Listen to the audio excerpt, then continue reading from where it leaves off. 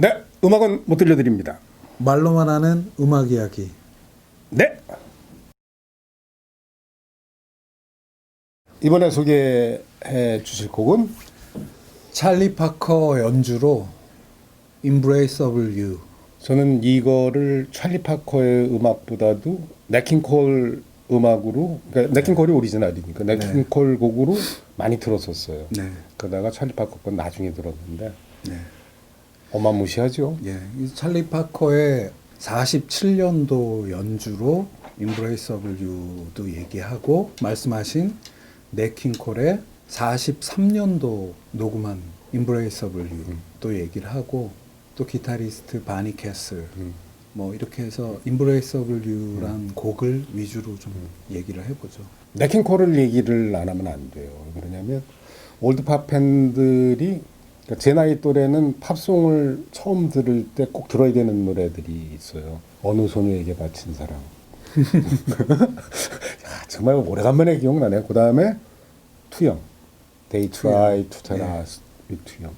이게 네킹콜 음악이거든요. 네킹콜 팬들이 굉장히 많아요, 우리나라에.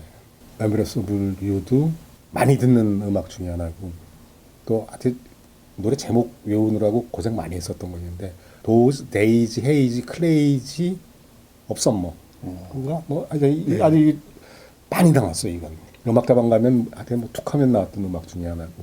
그래서 네킹콜 음악이 굉장히 익었는데, 나중에 찰리 파커가 Embrace of You를 갖다가 연주한 걸 딱 들었는데, 정말 이 충격을 받았던 건 뭐냐면, 아, 이게 재즈구나. 네. 왜냐면 그 멜로디는 노래 원래 원곡의 멜로디를 알고 있는데, 이게 재즈를 찰리 파커가 연주를 했어.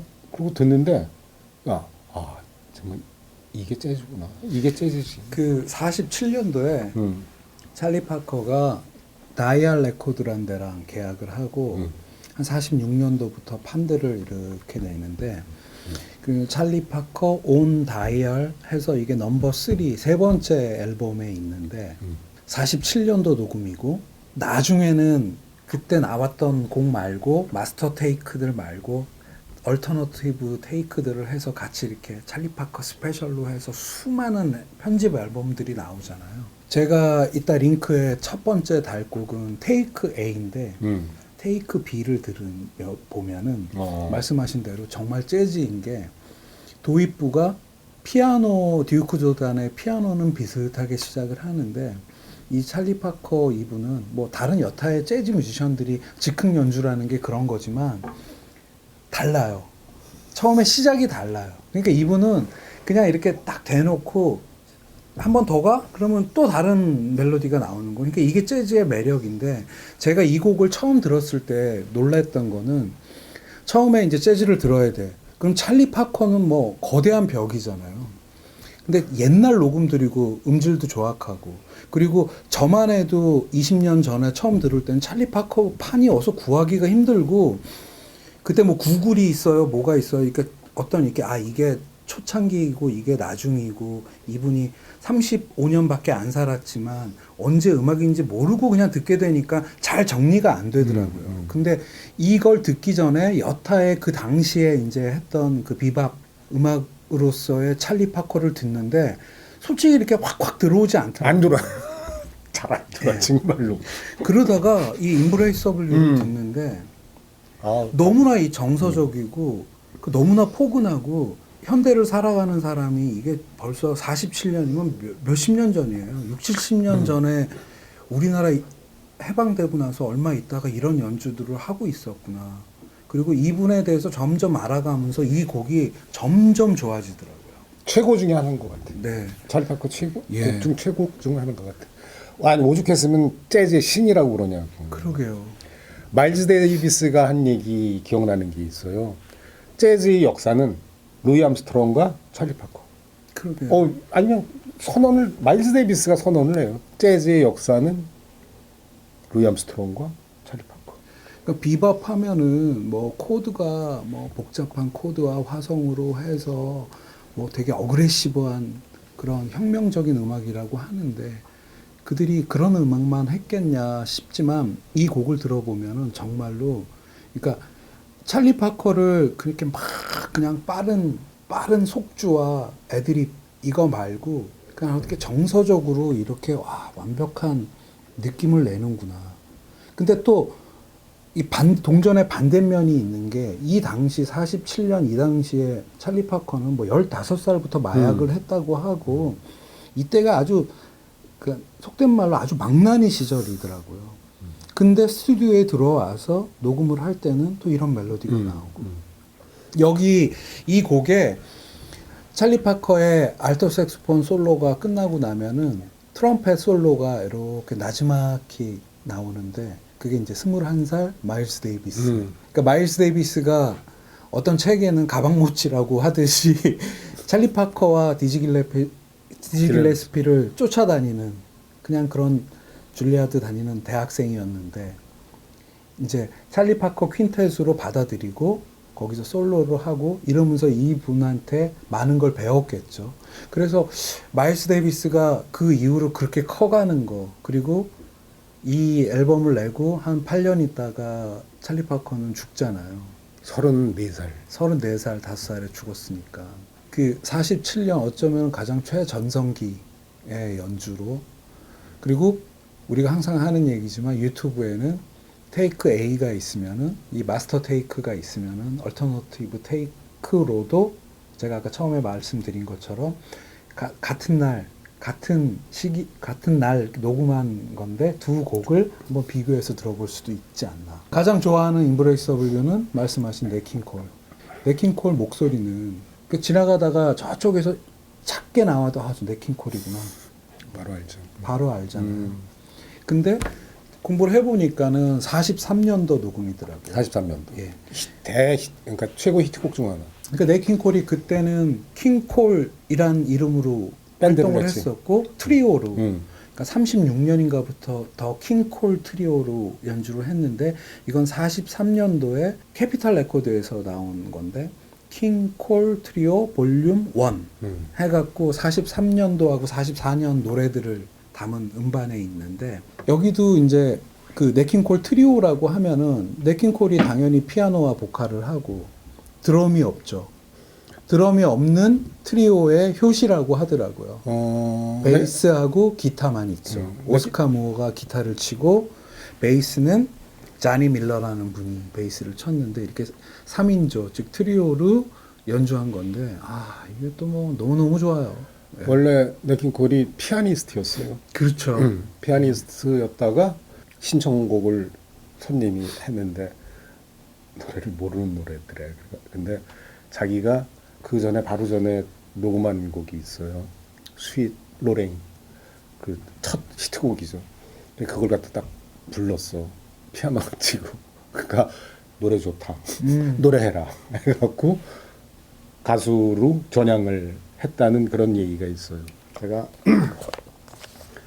이 책이 제목이 블랙뮤직이라는 책이에요. 저자는 릴로이 존스라고 그러고 왜 이 책을 갖다가 들고 나왔냐면 김 감독 때문에 요즘 얻는 게 많아요. 제가 이걸 군대 첫 휴가 때 휴가 나와가지고선 청계천 가서 헌책방에서 산 책이거든요. 그러니까 저희 시절은 재즈를 귀로 듣지 않고 눈으로부터 먼저 배웠어요. 왜냐면 방법이 없으니까 듣고 싶은데 안 되니까 그 아티스트며 관련된 얘기 곡에 대한 얘기라도 듣고 싶어서 여기 92년 얘기로 민턴스 플레이하우스 그러니까 그 비밥이 시작된 그 얘기가 이렇게 나오는데 찰리 파커에서 연결이네. 네. 그래가지고 아니 그 생각이 나가지고 그래가지고선 이때 그 민턴스 플레이하우스에서 그 주로 모였던 게 트럼펫은 디지 길레스피, 기타에 찰리 크리스찬, 피아노는 델로니우스 몽크, 드럼에 케니 클락, 예. 그리고 이제 색스폰에 이제 찰리 파커 이렇게 가는데 왜 얘기를 하냐면 찰리 파커는 작곡을 했잖아요. 그렇죠. 작곡을 해서 그러니까 그 전까지 재즈 그러면 기존의 스탠다드 곡들을 재즈로 연주를 한 것에 지나지 않는데 네. 비밥을 시작하면서 이제 창작곡을 갖다가 시작한 게 찰리 파커잖아요. 그러니까 우선 그 처음에는 욕 정말 많이 먹었대요. 저기 야 자식들이 무슨 재즈를 갖다 저렇게 하냐 지멋대로. 뭐 창작곡이기도 하지만 있는 곡들이나 이런 거를 재해석해갖고 순간적으로 이렇게 뿜어내는 그런 창의력이 엄청 뛰어났던 분인 거죠. 엠브레스 오브 유가 찰리 파커가 연주했던 몇 안 되는 스탠다드 히트곡 중 연주했던 곡이에요. 예. 물론 작곡도 많이 하고 그랬지만 이 곡 같은 경우에는 조지 거신 곡이니까. 예. 네킹콜이랑 이렇게 막 겹쳐서 지금 있는데 네. 찰리 파커 얘기 한두 가지 할 게 뭐냐면 폭식가 먹었다면 근데 이건 저기 뉴요커지에서 직접 제가 읽은 거예요. 앉은 자리에서 햄버거 20개. 네. 그것만 먹느냐? 아니야. 햄버거 20개 먹으면서 위스키 더블 16잔. 예. 계산해 보니까 딱 위스키 한 병. 술도 그래요. 맞아. 위스키도 그냥 앉은 자리에서 1리터 마시고 그랬다고 하더라고요. 뭐 말처럼 먹고 물고기처럼 마신다. 이게 아주 대표적인 인물이거든요. 34살에 죽었는데 그 죽었을 때 그 시신을 갖다 부검했던 의사가 하는 얘기가 55살쯤 된 사람이라고 얘기했대요. 그러니까요. 근데 그 얘기를 갖다가 두 가지로 그러니까 그렇게 마약에 쩔어서 뭐 방탕하게 살았다고 얘기하는 사람이 있는가 하면 그렇게 열정적으로 살았다고 하는 사람도 있어요. 그렇죠. 그러니까 잠시도 가만 못 있었대요. 그리고 이 양반이 찰리 파커는 본격적으로 음악 수업을 하지를 않았어요. 그래갖고 악보를 볼 줄 모르고 그리지를 못해요. 그럼 악상이 딱 떠오르면 무조건 가까운 악보 그릴 줄 아는 동료들 찾아갖고선 빨리 그리라. 그리고선 연주를 했대요. 가장 치닫거리를 많이 한 게 디지 디지 길레스피가 다 체포해줬다고 그러더만요. 거의. 디지 길레스피하고 같이 있었던 밴드가 빌리 엑스타인 밴드였는데 그 빌리 엑스타인이 그런 얘기를 했더라고요. 이 찰리 파커는 기억력이 엄청난 게 어떤 이제 곡을 하기로 하고 그게 창작곡이든 리메이크 곡이든 이제 연습들을 막 할 거 아니에요. 그 연습 때는 빠져 있다가 연습 끝날 때쯤 들어와 갖고 그 곡을 한번 쭉 듣고 녹음이던 공연을 시작하면 누구보다 신선한 멜로디로 자기가 바꾸고 창작해내고 그리고 새롭게. 어떤 곡이든 들으면은 기억해서 그것들이 그 연주하는 가운데 계속 소화가 되는 그냥 그야말로 천재였다고 그 빌리 엑스타인이 그런 얘기를 했대요. 예. 참 대단하죠. 왜 다시 찰리 파커 얘기로 나왔냐면 네킹콜 오리지널이 부드럽고 감미롭고 정말 좋아요. 사랑 러브송 또 이런 러브송이 없어. 그냥 이렇게 그냥 품에 안고 싶은 그대. 소박한 사랑의 노래인데 정말 감미롭죠. 근데 찰리 파커가 이걸 정말 재즈로 만들었어요. 예. 그 감미로움을 그대로 가져오면서 거기에다가 여러분 이게 재즈입니다 하고 예. 자기 걸 딱 집어넣었어요. 그러니까 그가 이렇게 사용하는 음악이란 언어가 제가 이렇게 생각을 해보면 아 이분은 그냥 갖고 노는구나 하는 게 느껴지는 게 그렇게만 연습도 안 했다고 하고 아니 근데 물론 10대에서 20대 넘어오고 할 때는 하루에 15시간씩 그냥 연습 벌레였고 한 번은 이제 젊었을 때 아주 어렸을 때는 조 존스라고 드러머가 이제 어린애가 즉흥 연주를 하는데 심벌을 빼서 던졌대잖아요. 하도 그렇게 하는 거 아니라고. 그러니까 거기서 충격받고 더 연습을 많이 해서 그렇게 그런 수준에 올라갔다고는 하는데 그러니까 이분이 그런 얘기 있어요. 레니 트리스타노라고 그 맹인 피아니스트 있잖아요. 그분이 그런 얘기 했다고 하더라고요. 어서 읽었는데 1950년대 이후에 재즈 뮤지션들은 찰리 파커에게 그 저작권료를 엄청 내야 될 거다. 다 예. 참고했다고 그러지. 다 베꼈으니까. 그러니까 찰리 파커가 음을 해석해내고 재창조해내고 그런 프레이즈나 여러 어떤 그 음악을 대하는 세계관 그런 거마저 다 빚지고 있다는 거죠. 그 후배 뮤지션들이. 그 요즘에도 뉴욕에서 공부하는 우리나라 색소포니스트가 유튜브에서 한 말을 들었는데 지금도 찰리 파커 책으로 그 연주 그러니까 40몇 년도에 한 그 연주 그거를 갖고 연습을 한대잖아요. 참 대단하죠, 대단해. 그러니까 참 천재는 빨리 죽는다는 그 속설들. 물론 이분은 27살, 8살에 죽지 않고 34살, 34살까지 같이 살았지만, 근데 이 Embraceable You를 이렇게 들으면은 그 아주 독특한 분위기가 있어요. 그때 그 분위기가. 근데 그 분위기가 같이 옛날 음악이라고 좋은 게 아니고 그 독특한 분위기가 이거는 약간 어떤 그 그레이드 위에 있는 것 같은. 제가 너무 이렇게 칭송하는 것 같은데 진짜로 들어보시면 절대로 아니에요. 가슴으로 느끼는 부분이어서. 그리고 이 찰리 파커 팬 중에 정말 광팬이 클린트 이스트우드잖아요. 그렇죠. 그래서 영화도 만들었잖아요. 88년도에 버드. 예. 그것도 본 기억 나네요. 참 그 대단한 영화죠, 버드. 예. 그 영화 나온 다음에 찰리 파커의 인생이나 음악이 다시 한번 재조명됐다. 뭐 이런 얘기도 있고. 버드가 저 찰리 파커 별명이 버드예요. 야드 버드.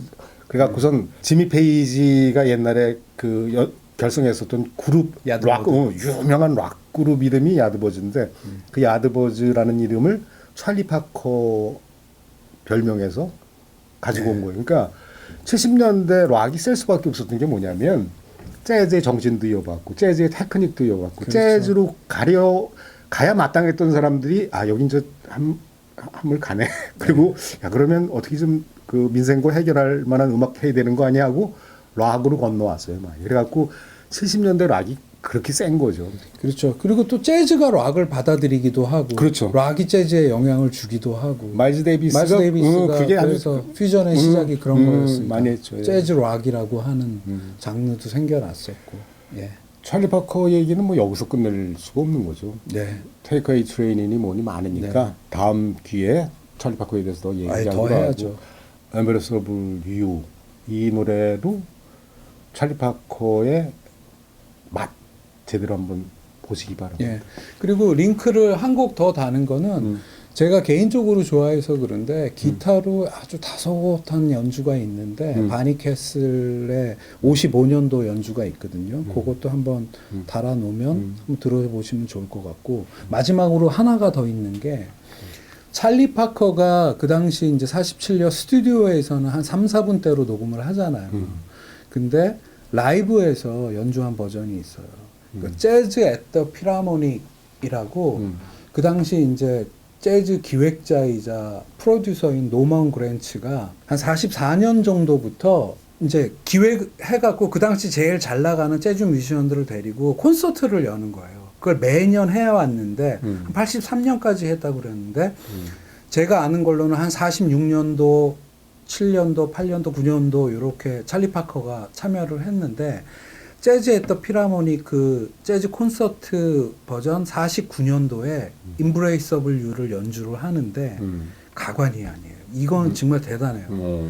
찰리 파커 플러스 테너 색스폰의 레스터 형, 처음에 시작을 트럼펫 로이 엘드리치, 그리고 피아노로 행크 존스가 치고 레이 브라운 베이스, 버디 리치 드럼 해서 올스타가 잼 세션을 하는 거예요. 공연장에서. 카네기 홀에서 했다고 하는데 연주가 한 10몇 분 되거든요. 그러니까 그 당시 스튜디오에서 녹음은 3, 4분대로 다 녹음을 하지만 이들이 공연에서는 쫙 늘려갖고 하는데 지금의 어떠한 재즈 라이브보다 특히 이 곡의 정서를 더 선배들인 트럼펫, 색소폰의 대가들과 함께 또 마지막엔 알토 색소폰으로 찰리 파커가 연주를 하는데 처음에 스튜디오 버전하고 또 다른 멜로디로 이 곡을 해석을 하는데 그것도 한번 달아 놓으면 한번 들어보시면 좋을 것 같습니다. 자, 여기서 마치기로 하겠습니다. 네. 감사합니다.